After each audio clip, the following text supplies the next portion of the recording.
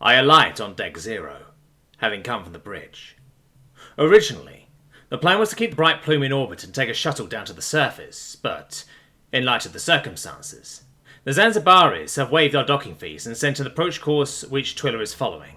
The ships, in tow, were taken off us in orbit. My understanding is that they will be investigated to help build a case against the surviving pirates, and then either returned to their original owners, resold, or scrapped. We have been offered a finder's fee for them, on top of the bounty. I walk in the direction of the rear loading bay. My SOs ought to already be there. The door slides open, and sure enough, there stands my security team, uniformed but unarmed. I march up to Victor's side and watch the rolling dunes pass a kilometre beneath us. Twiller, out of curiosity, what is the external temperature at our current location? I ask. The external ground temperature is approximately 131 degrees Celsius right here, Captain, but only 39 degrees Celsius at our destination, according to local weather reports, she relays cheerily. I turn to Victor. Isn't that above human body temperature? Why did Terrans settle a place where the temperature exceeds their body temperature? He laughs. As a child of the Isles, I'm inclined to agree with you, Cap. That's a bit above our melting point, but some like it hot. The majority of settlers on this planet are people who trace to hot parts of Earth, mainly East Africa, but that ain't exclusive. Anyone who likes the heat will be welcome. 39 degrees Celsius is verging towards the upper end of what Terrans consider habitable, temperature-wise, but ain't so extreme that you got a problem, provided you stay hydrated. Evaporative cooling from sweat keeps our internals cool enough to function. Anyway, who's here who can't hack the heat's got no choice but to use a personal climate control field? Nearly all the rescues are going to need them, for instance. You got yours, right? I gesture to it, alongside my other welfare devices, on the sash across my chest. He gives an approving nod. I ask, Victor, could you just remind me of everything we need to do on this planet? His eyes narrow in concentration, and he raises a counting hand. We need to get the rescues conveyed to their relief shelter, ready to be interviewed, reparated and sent on their way home. We need to hand over the pirates living and dead. We need to be debriefed ourselves. We need to take the Merklers to Major's old uni. We need to meet this contract of yours. His left hand raises to continue the count. We gotta get a full complement of analog firearms. Our plasma blades need a repair or replace from us using them to sword fight with. I think that's everything. Oh, Major's mum invited us for dinner. You already sent her your dietary requirements. I nod, appreciatively. The minutes wear on, and steadily we start seeing the heat-hardiest plants on the edge of the terraform zone.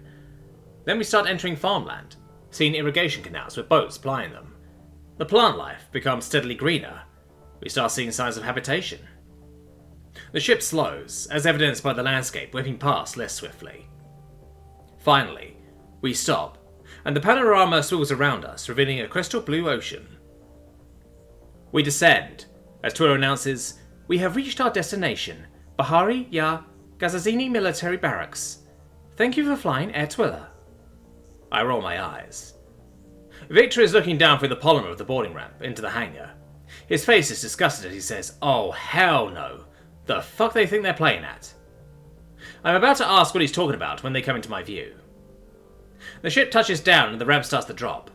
He doesn't wait for it to be all the way lowered before he starts furiously striding down it, flanked by Toon and Brunhilde in neat formation. I follow as well, though, slightly awkwardly out of formation. You are not coming on this ship like that, not until every one of them is on that bus and on their way. What is wrong with you?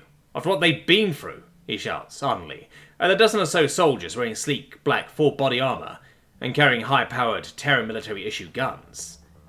In that armour, with those guns, those Terrans are some of the most dangerous beings in existence, yet, in the face of Victor's anger, they hesitate like fledglings receiving a telling off from their teacher. Perhaps the GU should have tried a stern talking to as their mainstay of battle during the war. Nothing they did try make Terran soldiers falter like this. But the prisoners, says the one at the front, his voice slightly distorted by being passed through his helmet speakers, can wait. You can get your guns and your armour for them. I don't give a damn if you traumatize those pieces of shit. You are not taking one step further in the direction of the rescues wearing that armour and toting those guns. Not unless you shoot me and step over me. Fuck! You look like monsters. You're gonna give me nightmares. The tallest, slenderest armoured figure gives a sigh through their helmet speaker, their shoulders moving in conjunction. He's right. Lock up your guns, take off your armour, reconvene in 5. Hesitating only a moment longer, the dozen Terrans file off, presumably in the direction of the change room and gun locker. The slender one twists their helmets sideways, cracking a seal before lifting it above her head. She has the deep violet eyes that indicate she is a member of the Tshirt lineage of humans, also evidenced by her height, slenderness, curly dark hair, and broad facial features. If I recall, Tshirt evolved in the arid climate of the southern end of humanity's cradle continent, Africa, and so their physiology is even better at shedding heat than the main Homo sapiens lineage of humanity.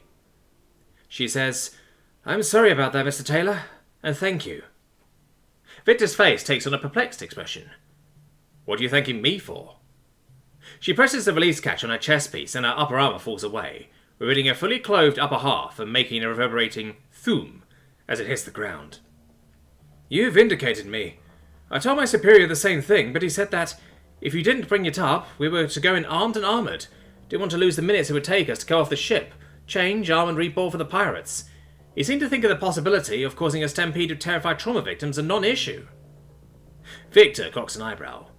"Should you be talking like that about a superior officer, Ms.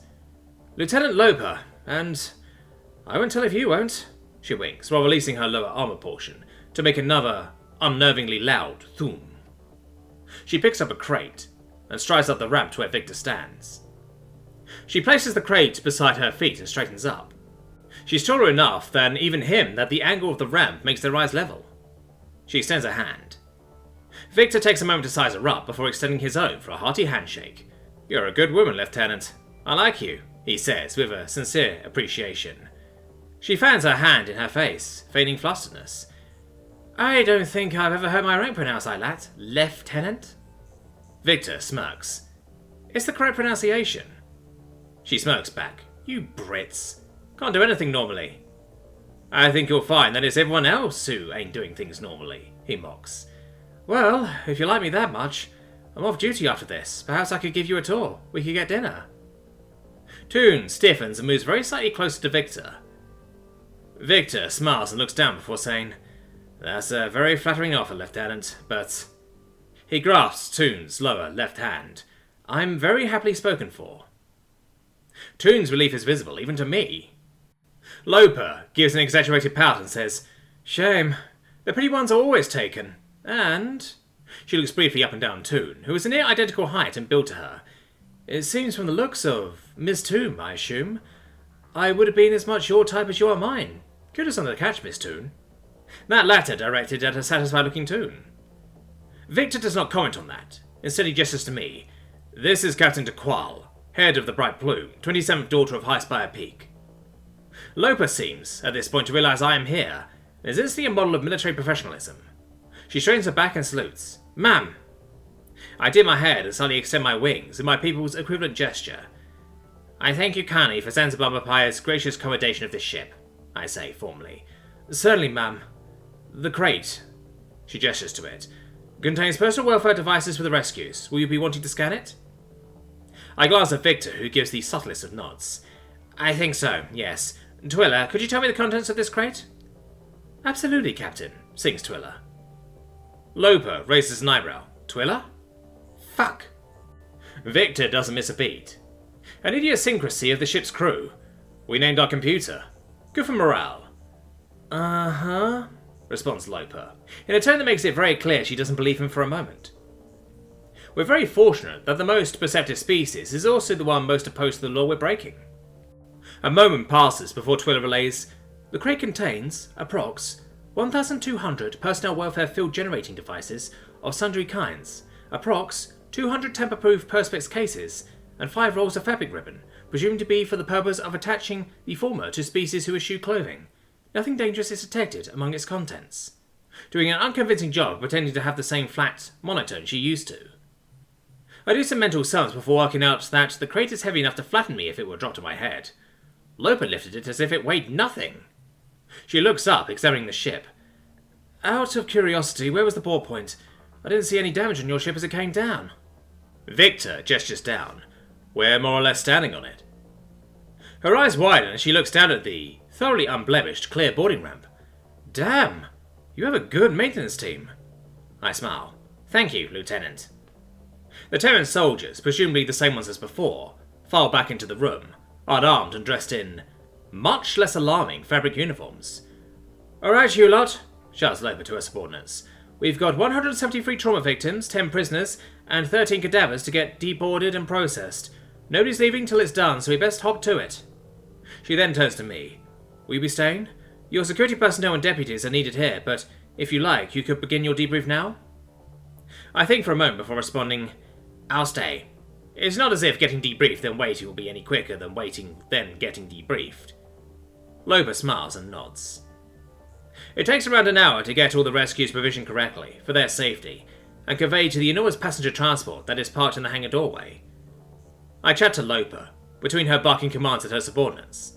My impression of her, over that hour, is as favourable as the one Victor expressed after 20 seconds.